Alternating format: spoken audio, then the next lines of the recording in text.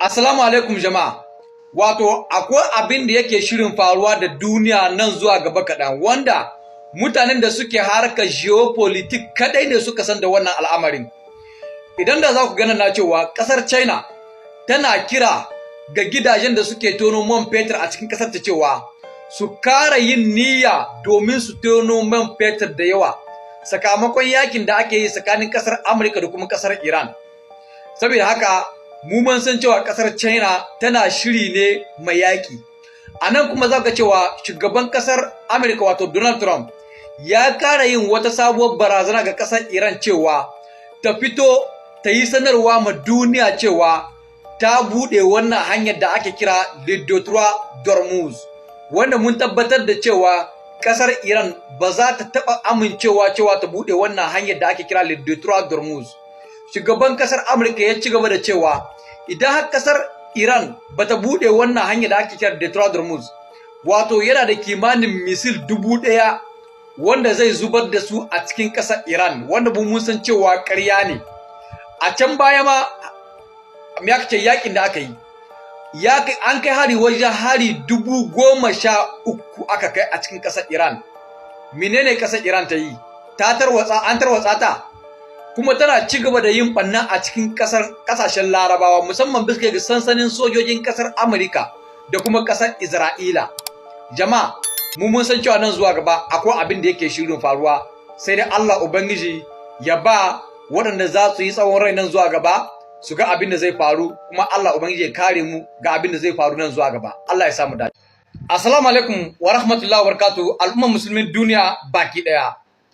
Wato jama'a kun san cewa shekaran jiya ƙungiyar NATO su yi wani taro inda suka zauna suke tattaunawa akan abubuwan da suke faruwa, musamman yakin da yake faruwa tsakanin ƙasar Ukraine da Rasha da kuma yakin da yake faruwa tsakanin ƙasar Amurka da Isra'ila da kuma ƙasar Iran.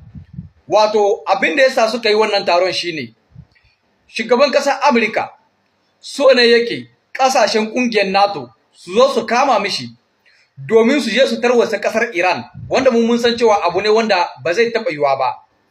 Su kuma waɗannan ƙasashen Turawan so ne suke shugaban ƙasar Amurka ya zo ya kama musu domin su farmaki ƙasar Rasha. Saboda kun ga cewa cikin kwana biyun nan ƙasar Rasha tana ci gaba da kai munanan hare-hare a cikin ƙasar Ukraine, wanda bata taɓa kai su ba tun lokacin da aka fara wannan yaƙi. Sannan kuma abin da ke anje a cikin wannan hare-hare na ƙasar Rasha shine akwai wani gari da ake kira Odessa. Odessa kuma yawancin tattalin arzikin ƙasar Ukraine a nan ne yake. Kuma yawancin kuɗaɗen da ƙasashen Turawa suke bada, jirage, kuɗaɗe, menene duk suken da suke bada a cikin wannan garin ne suke ga cewa idan Allah ya sa an kawo ƙarshen wannan yakin, to cikin wannan garin ne za su je su hidda duk wani kuɗaɗen da suka bayar ga ƙasar Ukraine. To wannan garin kuma yanzu ƙasar Rasha shine ta nufa, shine take so ta kwace. Shi yasa su waɗancan Turawan ba sa son ƙasar Rasha ta kwace wannan wuri, saboda muddin ƙasar Rasha ta yi nasara ta kwace wannan wurin, to kashin su ya bushe. Wato duk wani kuɗaɗen da suka ba ƙasar Ukraine da duk waɗansu jiragen da suka ba, duk wani suken da suka bada ya tashi a banza. Shi kuma shugaban ƙasar Amurka so yake ƙungiyar NATO ta zo ta kama mishi domin a je a farmaki ƙasar Iran, domin a samu a buɗe wannan hanyar da ake kira Détroit d'Ormuz. Saboda a duk lokacin da ƙasar Iran ta rufe wannan hanyar, jiragen man fetur ba sa wucewa, to duk duniya kowa sai ya ji a jikinsa, musamman ƙasar Amurka. Saboda al'ummar ƙasar Amurka suna nan suna ta kuwa, suna ta cewa mai ya yi tsada, kuma suna ta kuka ga shugaban ƙasar Amurka cewa shi na ya jawo musu duk wannan abin da yake fitinan faru. Kenan tun yanzu kawunan waɗannan mutanen ya fara rarrabuwa. Shi yasa nake gaya muku cewa wannan yakin da ake tsakanin ƙasar Isra'ila da Amurka da kuma ƙasar Iran, ƙungiyar NATO tana ciki.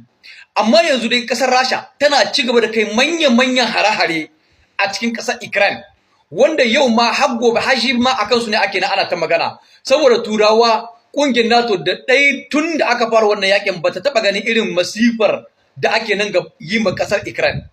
Wato a nan take kuma sai aka hango ƙasar China ta nuno wani faifan bidiyo inda ta tara jirage manya masu ɗaukan kaya wajen jirgi 20, tana sa iya defense cikin waɗannan jiragen, tana samun kamman yaki, tana ta tura mutane a cikin waɗannan jiragen. Sai dai ƙasar China inda ta yaudara mutane shine bata bayyana ina ne za ta kai waɗannan makamman, ina ne za ta kai waɗannan kayan. Shi yasa yanzu ƙungiyar NATO da ƙasar Amurka hankalinsu ya tashi. Shin suna ta tunani ƙasar China za ta zo ne ta kama ma ƙasar Iran, ko kuma ƙasar China za ta je ne ta kama ma ƙasar Rasha, ko kuma ƙasar China tana so ne ta farmaki ƙasar Taiwan. Yanzu dai ita ƙasar China ta bar mutane a cikin confusion. Babu wanda ya san ina ne ƙasar China ta nufa da waɗannan kayan. Jirgi 20 cike da kaya, wato deployment rapid kenan, wanda abubuwa ne wanda da an ga ƙasa ta yi irin wannan abun, wato tana so ta shiga yaƙi ne gadan-gadan. Yanzu dai mutane hankalinsu ya tashi, ana ta bincike China ina za ta kai waɗannan kayan. A nan take kuma aka ga North Korea ta fara yin atisayin in makammanta, wanda tana gargaɗin su cewa ba za mu zuba ido mu kalla ku farmaki ƙasar Iran ita kadai, ko kuma ku farmaki ƙasar Rasha ita kadai, saboda mun san cewa idan kun gama da waɗannan mutanen gare mu za ku dawo. Shi yasa nake gaya muku cewa wannan yaƙi na duniya na uku, kamar yadda wani analyst American ya gayyata, yace ko yanzu ana cikin shi. Yaƙi na duniya na uku yace ko yanzu ana cikin shi, amma ba a fara kawai ne farmakar juna ba, amma ko yanzu politikaman ana ciki. Allah ubangiji ya samu dace, Allah ya sa mutanen da suke yi yaƙi saboda gaskiya, Allah ya ba su wannan yaƙi, waɗanda suke yi biske ga ƙarya, Allah ya tarwatsa su. Ku ga mun ranka kuma section, Allah ya samu dace. Wato jama'a, ga bidiyon da yake trendy yanzu akan social media, musamman a bangaren kasashen Turawa. Shugaban ƙasar Amurka ne, maimakon ya ce jamhuriyar musuluncin ƙasar Iran, sai ya ce jamhuriyar musuluncin ƙasar Japan. Ku saurara ku. I told the story yesterday. We had 111 missile shot by the Islamic Republic of Japan. They were shot at the aircraft carrier. Wato wannan azalimin da kuke gani, kasar Iran ce za ta haukatar da shi.